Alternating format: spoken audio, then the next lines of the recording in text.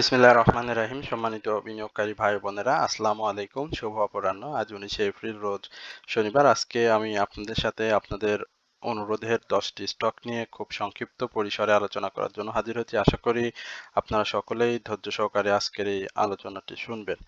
আমি বিনীতভাবে অনুরোধ করব, যারা প্রথমবারের মতো আমাকে শুনছেন তারা অবশ্যই আমার চ্যানেলটি সাবস্ক্রাইব করবেন এবং আপনাদের যদি কোনো অনুরোধের স্টক থাকে সেটি অবশ্যই আপনারা কমেন্টসে লিখে জানাবেন। আমি অবশ্যই আপনাদের অনুরোধের স্টক নিয়ে আলোচনা করব। এছাড়াও যারা প্রতিনিয়ত আমাকে শোনেন তাদেরকে আন্তরিক ধন্যবাদ এবং কৃতজ্ঞতা প্রকাশ করছি। একই সঙ্গে আপনাদের যদি কোনো অনুরোধের স্টক থাকে সেটি অবশ্যই আপনারা কমেন্টসের মাধ্যমে আমাকে লিখে জানাবেন, আমি সেটি নিয়ে কথা বলবো।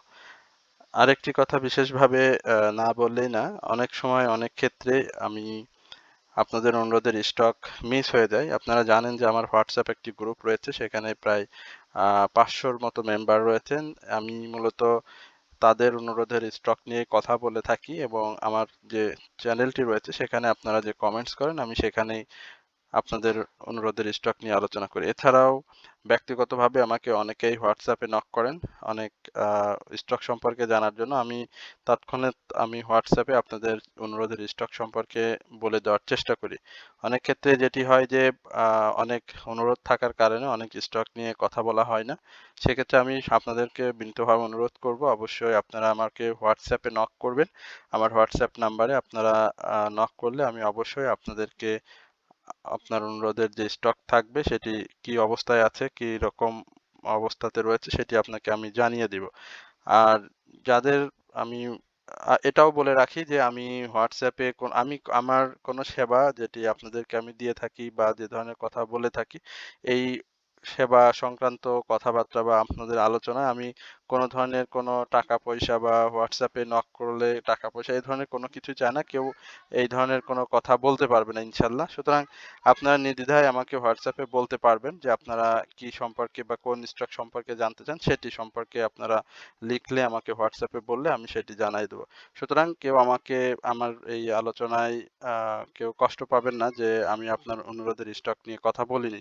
তো এই হচ্ছে মূলত আমার প্রাথমিক যে কথা সেটি আপনাদেরকে জানালাম। এরপরে আমি আপনাদের অনুরোধের স্টক নিয়ে যেটি বলবো সেটি হচ্ছে বিবিএস, বাংলাদেশ বিল্ডিং সিস্টেম। এই স্টকটি নিয়ে আপনারা জানতে চাচ্ছেন। আপনারা জানেন যে এই স্টকটির পাবলিক হোল্ডিং 7,74,00,000 শেয়ার এবং এই স্টকটির 52 সপ্তাহের হাই ছিল 17 টাকা 90 পয়সা এবং তার আগে ফলোর প্রাইস যখন ছিল তখন স্টকটির প্রাইস ছিল 21 টাকা 50 পয়সা। বাট ফলোর উঠিয়ে দেওয়ার পর থেকে শেয়ারটি ডাউন ট্রেন্ডে রয়েছে এবং সেই ডাউন ট্রেন্ড থেকে ইয়ারলি লো তৈরি করে 52 সপ্তাহে 9 টাকা। সেখান থেকে স্টকটি হাই হয়, মাঝে আমরা দেখেছিলাম 16 টাকা এবং 15 টাকা 50 পয়সা, এই লেভেলে 14 টাকা 70 পয়সা এই লেভেলে গিয়েছিল। বাট স্টকটির এখন একটা ডাউন ট্রেন্ড চলছে এবং আমি যেটি বলবো যে স্টকটি দেখতেই পাচ্ছেন যে সেল সিনারিতে রয়েছে এবং 10 টাকা 50 পয়সায় সে সাপোর্ট নিয়েছে। বাট এই সাপোর্টটাকে আমি বলবো যে স্টকটির জন্য খুব সাস্টেনেবল সাপোর্ট না এবং এখান থেকে সে আরো ডাউন ট্রেন্ডে আসবে। আমি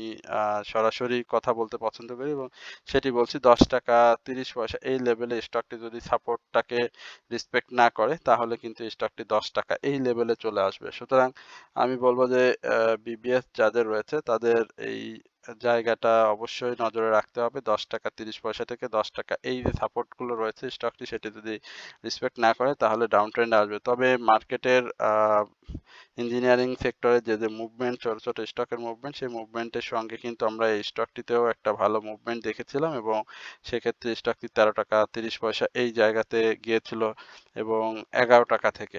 এখনো স্টকটি ভালো সম্ভাবনাময় যাদের রয়েছে তাদের আমি বলবো যে বেশি দামে থাকলে অবশ্যই হোল্ড করতে হবে। আর যারা এন্ট্রি জোন হিসেবে খুঁজছেন তাদেরকে বলবো 10 টাকা 30 পয়সা থেকে 10 টাকা এই লেভেলে স্টকটিতে এন্ট্রি নিলে আপনারা অবশ্যই স্টকটি 12 টাকার আশেপাশে পেয়ে যাবেন এবং সেখান থেকে প্রফিট টেক করতে পারবেন। আর স্টকটিতে এই মুহূর্তে সেল সিগন্যাল রয়েছে। এই হচ্ছে বাংলাদেশ বিল্ডিং সিস্টেম নিয়ে আমার সংক্ষিপ্ত পরিসরে আলোচনা। এরপরে আহ খান ব্রাদার্স, এই স্টকটি নিয়ে আপনারা জানতে চাচ্ছেন। আমরা খান ব্রাদার্স নিয়ে এর আগেও কথা বলেছিলাম। সম্ভবত আমি এটি নিয়ে আপনাদের সাথে এপ্রিলের 16 তারিখে সম্ভবত কথা বলি এবং পরবর্তীতে স্টকটি দেখছেন যে হল্টেড হয়েছিল। আমি এটিও বলেছিলাম যে খান ব্রাদার্সের যখন হল্টেড হয় তখন কিন্তু ১-২টা হল্টেড হয়ে যায় এবং পরবর্তীতে আবার কারেকশন জোনেও চলে আসার সম্ভাবনা থাকে। বাট খান ব্রাদার্সের এখন কারেকশন জোনে আসলেও কোনো সমস্যা নেই। এই কারণে সমস্যা নেই যে খান ব্রাদার্সের যে ক্যাটেগরি সেটা কিন্তু চেঞ্জ হয়ে গিয়েছে এবং চেঞ্জ হওয়াটা আপনারা সকলেই জানেন। যেহেতু যখন এটি জেড ক্যাটেগরিতে ছিল তখন হল্টেড হয়ে অনেকেই এই স্টকটিতে এন্ট্রি জোন হিসেবে নিয়েছিলেন। কিন্তু বের হওয়ার আগে আবারও ডাউন ট্রেন্ডে চলে আসলে অনেকেই অনেকভাবে ক্ষতিগ্রস্ত হয়েছেন। এখন এই মুহূর্তে খান ব্রাদার্সের কিন্তু সেই সম্ভাবনাটুকু নাই। কারণ যেহেতু ক্যাটেগরি চেঞ্জ হয়েছে, হল্টেড হলে কারেকশন জোনে আসার আগেই আবারও বের হয়ে আসা যায়। এখানে আপনারা দেখতে পাচ্ছেন যে খান ব্রাদার্সের যে ভলিউম, বেশ কিছুদিন ধরেই ভলিউমটা কিন্তু তার যে ধরনের ভলিউম পেয়ে থাকে সেই ভলিউমটা ছিল না। যেহেতু প্রায় ৬ কোটির মতো পাবলিক হোল্ডিং শেয়ার রয়েছে এবং আমরা সেক্টর ওয়াইজ মুভমেন্টের ক্ষেত্রেও স্টকটিতে ভালো মুভমেন্ট দেখেছি।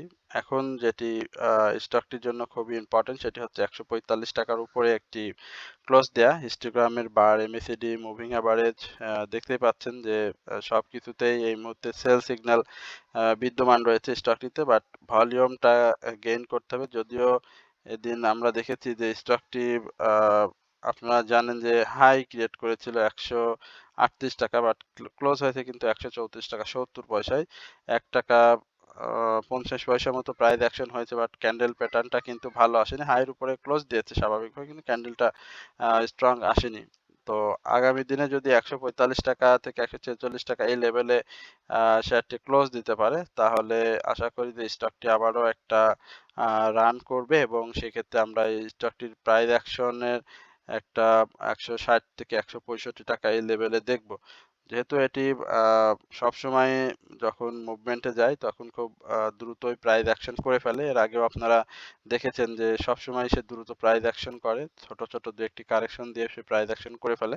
তো এখানেও সেই সম্ভাবনা আমরা খান ব্রাদার্সের মধ্যে দেখতে পাচ্ছি। সুতরাং যাদের ৳১২১ বা ৳১৩৩.৩০ এই লেভেলে বাই রয়েছে তারা অবশ্যই এই স্টকটি থেকে ১৪৫ থেকে ১৪৭ এই লেভেলে আসলে স্টকটি থেকে প্রফিট টেক করে আবারও আমি বলব যে একটা এন্ট্রি জোন হিসাবে শেয়ারটিকে নজরে রাখবেন। কারণ বাজার যেহেতু কারেকশন জোন সবসময়ই ফেস করতেছে এবং প্রতিনিয়তই সেটি হচ্ছে। সুতরাং প্রফিটে থাকলে অবশ্যই শেয়ার থেকে আপনারা প্রফিটটি নিয়ে নিবেন। এরপরে ব্যাংকিং সেক্টরের মুভমেন্টের কারণে আমরা গত ২ দিন ধরে ব্যাংকিং সেক্টরের বেশ কিছু স্টক নিয়ে কথা বলেছিলাম। এবারও আ কয়েকটি ব্যাংক নিয়ে আমার কাছে অনুরোধ আসছে। ডিভিডেন্ড সংক্রান্ত অনেক কিছুই সামনে আসতেছে ব্যাংকের। তো আপনারা জানেন যে ব্র্যাক ব্যাংক এই স্টকটি নিয়ে আপনারা আমার কাছে জানতে চাচ্ছেন যে ব্র্যাক ব্যাংকের আ স্টক সংখ্যা কিন্তু খুবই বেশি। ১৭৬ কোটি বা ৭৭ কোটি এই টাইপের শেয়ার রয়েছে এই আ ব্যাংকটির। তবে পি রেশিও বলেন, ইপিএস বলেন, ন্যাভ বলেন সবই কিন্তু খুব চমৎকার এবং কোয়ার্টারলি যে ইপিএস গুলো এসেছে সবকিছুই খুব সম্ভাবনাময় এই ব্র্যাক ব্যাংকের। ফান্ডামেন্টালি খুবই স্ট্রং একটি ব্যাংক এবং এই স্টকটির পাবলিক হোল্ডিং কিন্তু অন্যান্য তুলনার ব্যাংকিং সেক্টরে যে পাবলিক হোল্ডিং শেয়ার রয়েছে তার থেকে অনেক কম, মাত্র ১৪ কোটির মতো শেয়ার রয়েছে এই ব্র্যাক ব্যাংকের। ব্র্যাক ব্যাংকের এর আগে আমরা দেখেছিলাম যে ইয়ারলি হাই ছিল ৳৫৮.২০, সরি ৳৫৮.৯০ এবং লো ছিল ৳৩২। বর্তমানে যে অবস্থাতে ব্যাংকটি রয়েছে এখানে আমি বলব যে ব্যাংকটির সাপোর্ট জোনে এই মুহূর্তে এই স্টকটি নেই। এখানে স্টকটির আরো নিচে একটি সাপোর্ট রয়েছে, শক্ত সাপোর্ট, সেটি হচ্ছে ৳৪৮.৮০ এবং এই সাপোর্টটাকেই সে ধরে মুভমেন্টে যাবে এবং এখানে স্টকটির যে অবস্থাতে রয়েছে আমি বলব যে, যে কেউ এখানে এন্ট্রি জোন হিসেবে স্টকটিকে নিতে পারেন। আর প্রাইস মুভমেন্টের ক্ষেত্রে আমি বলব যে ৳৫০, ২০ পয়সা থেকে ৳৫১ এই লেভেলে স্টকটির একটি ক্লোজ স্বাভাবিকভাবেই দিতে হবে এবং সেটি যদি দিতে পারে তাহলে আমরা ৳৫৪ থেকে ৳৫৪.৫০ এই লেভেলে ব্র্যাক ব্যাংকে পেয়ে যাব। তো যেহেতু আ এই স্টকটির রেকর্ড ডেট বা অন্যান্য যে সমস্ত কার্যক্রম রয়েছে সেগুলো আমরা সামনে আসলেই বুঝতে পারবো যে আসলে এই স্টকটি কি ধরনের আ আচরণ করবে বিনিয়োগকারীদের। তবে স্টকটি এই মুহূর্তে আ খুব আহ, কাছাকাছি রয়েছে বাই সিগন্যালের। আমরা যদি তার হিস্টোগ্রামের বারগুলো দেখি, দেখতে পাচ্ছেন যে ধূসর এবং ছোট হয়ে যাচ্ছে। এমএসিডির অরেঞ্জ এবং ব্লু রেখা একটা মুখোমুখি অবস্থান রয়েছে এবং মুভিং এভারেজে দেখতে পাচ্ছেন যে প্রাইজে 49.70 পয়সা এবং মুভিং এভারেজ অবস্থান করছে 50.21, অর্থাৎ খুব শীঘ্রই আমরা ব্যাংক সেক্টরে যদি একটা পজিটিভ মুভমেন্ট দেখি তাহলে কিন্তু এই স্টকটিও বাই সিগন্যালে চলে আসবে। এরপরে এস আলম কোল্ড স্টোরেজ, এই স্টকটি নিয়ে আমার কাছে জানতে চাচ্ছেন। আমি এই স্টকটি নিয়ে আপনাদেরকে বেশ কয়েকবার বলেছিলাম। আমি বলেছিলাম যে এখন কারেকশন জোনে আসবে এবং 20 টাকা এই লেভেলে, সেটিও হয়তো 3-4 দিন আগে বলেছিলাম। তারপরেও আপনারা জানার জন্য বারবার বলেছেন, তারপর যার কারণে আমি আবার ওই স্টকটি নিয়ে কথা বলছি। আমি আবারও আলোচনার মাঝে আবারও আপনাদেরকে একটু বিরক্ত করি। আমি প্রথমবারের মতো যারা আমার চ্যানেলে আমাকে শুনছেন তাদেরকে বিনীতভাবে অনুরোধ করব, অবশ্যই আমার চ্যানেলটি আপনারা সাবস্ক্রাইব করবেন এবং আপনাদের অনুরোধের স্টক থাকলে সেটি অবশ্যই কমেন্টসে লিখে জানাবেন। এস আলমের 20 টাকা সাপোর্ট, সেটি এখনো আমার কাছে যেটি মনে হচ্ছে বলবৎ থাকবে এবং এই সাপোর্টটাকে যদি ভেঙে যায় তাহলে স্টকটি থেকে বের হয়ে আসতে হবে এবং আরএসআই যে কারেকশন, সেই কারেকশন জোনটা 20 লেভেলের এই জায়গা থেকেই সে হয়তো শেষ করবে, বাট তার এমএসিডিতে আমরা যেটি দেখতে পাচ্ছি অরেঞ্জ এবং ব্লু রেখার মাঝে কিন্তু অনেক বেশ জায়গা রয়েছে এবং এইখানটাতে তার যে কারেকশন জোন সেটি কিন্তু আরো হবে, সেটি নির্দেশনা দিচ্ছে। অরেঞ্জ রেখাটা ব্লু রেখার অনেক উপরে রয়েছে, আপনারা দেখতে পাচ্ছেন হিস্টোগ্রামের বারে খুব গাঢ় লাল এবং দিনের পর দিন এটি কিন্তু আরো বেশি বড় হচ্ছে। মুভিং এভারেজ অনুযায়ী তো খুব স্ট্রংলি সে সেল সিগন্যাল দিয়ে রেখেছে। সুতরাং 20 টাকা এই জায়গাতে আমি মনে করি যে সালোমের একটা কারেকশন জোন শেষ হওয়ার পরে দু একটি গ্রিন ক্যান্ডেল দেবে, বাট এই গ্রিন ক্যান্ডেল দেখে আমি অবশ্যই কাউকে বাই করতে বলবো না, কারণ সে যদি এই আপ ট্রেন্ডের ক্ষেত্রে আমি যদি ধরি তাহলে 22 টাকা থেকে 24 টাকার উপরে যদি ক্লোজ না দিতে পারে তাহলে কিন্তু আবারও ডাউন ট্রেন্ডে এসে সেক্ষেত্রে 18 টাকায় সে সাপোর্ট নিবে। সুতরাং আমি বলবো যে এস আলমে বিনিয়োগের ক্ষেত্রে এখন অত্যন্ত সাবধানতা অবলম্বন করতে হবে। যে যত ধরনের প্রণোদনা দিক বা মুখরোচক গল্প যাই করুক না কেন, সেদিকে পা না দিয়ে নিজের বুদ্ধি বিবেক এবং দূরদর্শিতা, মার্কেট সম্পর্কে জ্ঞান যেটুকু রয়েছে সেটুকু কাজে লাগিয়ে শেয়ারগুলোতে বিনিয়োগে আসবেন। তো এই হচ্ছে মূলত আহ এস আলম নিয়ে আমার আলোচনা। এরপরে ফেক ডিল নিয়ে জানতে চাচ্ছেন। টেক্সটাইল সেক্টরে এই স্টকটি এর আগেও একাধিকবার আপনাদেরকে আলোচনার মাধ্যমে জানানো হয়েছে। ফেক ডিলের কারেকশন জোন তো শেষ পর্যায়ে শেষ করেছে, বাট তারপরেও সে ঘুরে দাঁড়াতে পারেনি। এর মাঝে 10 এপ্রিল সে একটা ভলিউম সহ দেখেছেন যে একটা গ্রিন ক্যান্ডেল করে আপ ট্রেন্ডে গিয়েছিল। আমি এর আগেও কিন্তু বলেছিলাম যে 15 টাকা 80 পয়সা। এর আগে যখন বলেছিলাম যদি আলোচনা কেউ শুনে থাকেন সেটি অবশ্যই মিলিয়ে নিবেন, তাহলে একজন অ্যানালিস্ট হিসেবে নিজের আলোচনা বা আপনাদের মতামত শুনলে ভালো লাগে, সেটি অবশ্যই আপনারা কমেন্টসে লিখে জানাবেন। এখানে 15 টাকা 80 পয়সার এই সাপোর্টটাকে যদি স্টকটি ভেঙে ফেলে তাহলে কিন্তু বিনিয়োগকারীদের জন্য একটু দুশ্চিন্তার বিষয় হয়ে যাবে।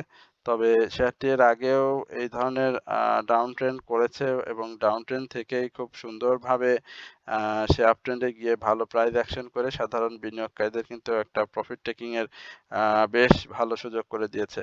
তো 18 টাকার যদি সাপোর্ট ভেঙে ফেলে তাহলে 17 টাকা সরি 15 টাকা 30 পয়সা বা 15 টাকা 80 পয়সার যে সাপোর্টটি রয়েছে এটি যদি সে ভেঙে ফেলে তাহলে স্বাভাবিকভাবে 15 টাকা থেকে 13 টাকা 16 টাকা 50 13 টাকা 70 পয়সা, 15 টাকা থেকে 13 টাকা 70 পয়সা এই লেভেলে আসার একটা সম্ভাবনা থেকে যাবে এই স্টকটি। তো আমি বিনিয়োগকারীদের বিনীতভাবে অনুরোধ করব অবশ্যই এই বিষয়গুলো মাথায় রেখে আপনারা এই স্টকটিতে আসবেন এবং স্টকটি ভালো, বরাবরই সাধারণ বিনিয়োগকারীদের ভালো ক্যাশ ডিভিডেন্ড দিয়ে আসছে। এবছরও ভালো ক্যাশ ডিভিডেন্ড দিয়েছে ছোট স্টকের মধ্যে, খুবই ভালো 14% ক্যাশ ডিভিডেন্ড দিয়েছে। থার্ড কোয়ার্টার ইপিএসটাও ভালো আসছে। তো টেক্সটাইল সেক্টরের যে ডাউন ট্রেন্ড, সেই ডাউন ট্রেন্ডটা চলে গেলে আশা করি স্টকটি আবারও তার প্রাইস অ্যাকশনে ফিরে আসবে। তো এই হচ্ছে ফেক ডিল নিয়ে আমার সংক্ষিপ্ত পরিসরের আলোচনা। এরপর এসএস স্টিল এটা নিয়ে একাধিকবার কথা বলেছি। যিনি জানতে চেয়েছেন আমি তাকে বলব যে এটা নিয়ে এখন আর জিজ্ঞেস করার কোনো প্রয়োজন নেই। কারণ মার্কেটের যে পরিস্থিতি আ এই পরিস্থিতিতে এই ধরনের স্টক নিয়ে কথা বলে কোনো আ লাভ হবে না। আমি জাস্ট শুধু আপনাকে বলতে চাই যে আপনি আ ধৈর্য ধরেন। ধৈর্যের কোনো বিকল্প নেই এই মুহূর্তে।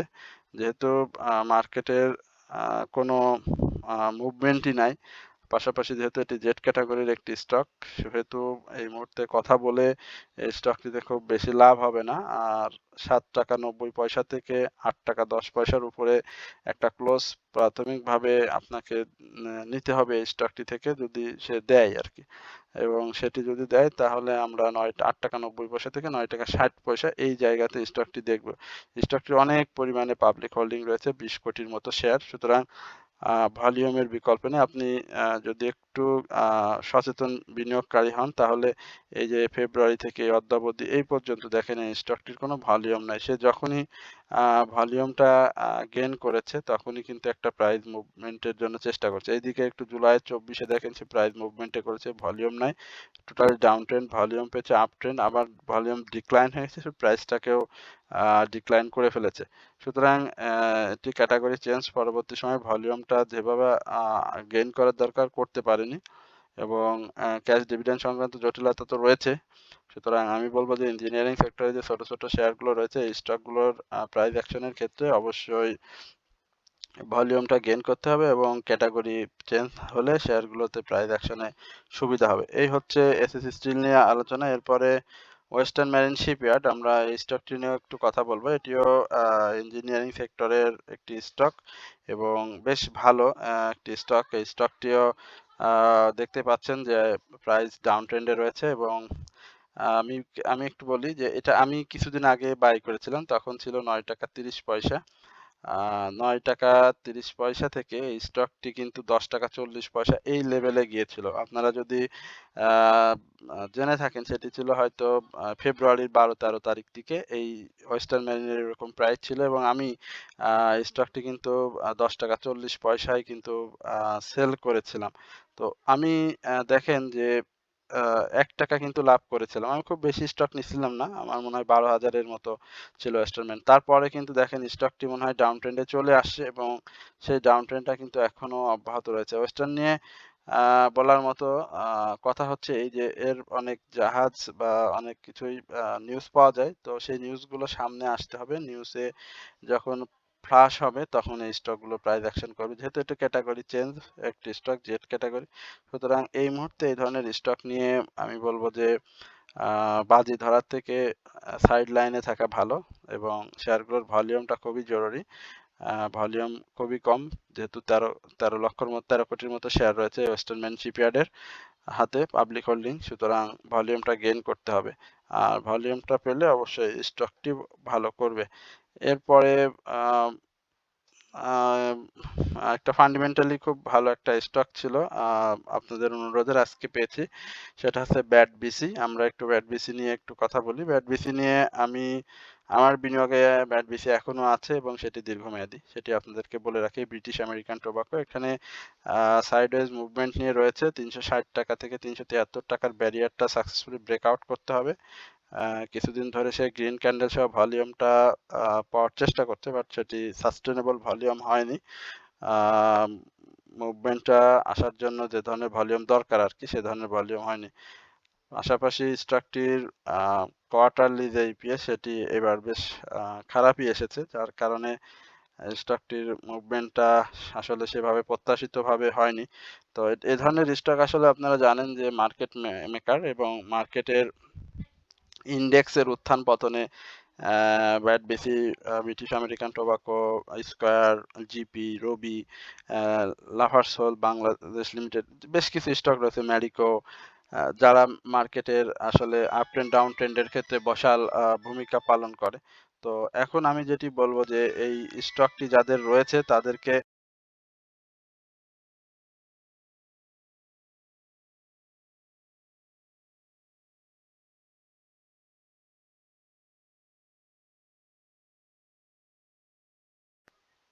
যাদের রয়েছে তাদের ধৈর্যের পরীক্ষা দিতে হবে। ধৈর্য পরীক্ষায় যদি উত্তীর্ণ হতে পারেন তাহলে ভালো হবে। আর যেটি বললাম যে আ ৩৬০ থেকে ৩৭৩ এর ব্যারিয়ারটা ভাঙতে হবে।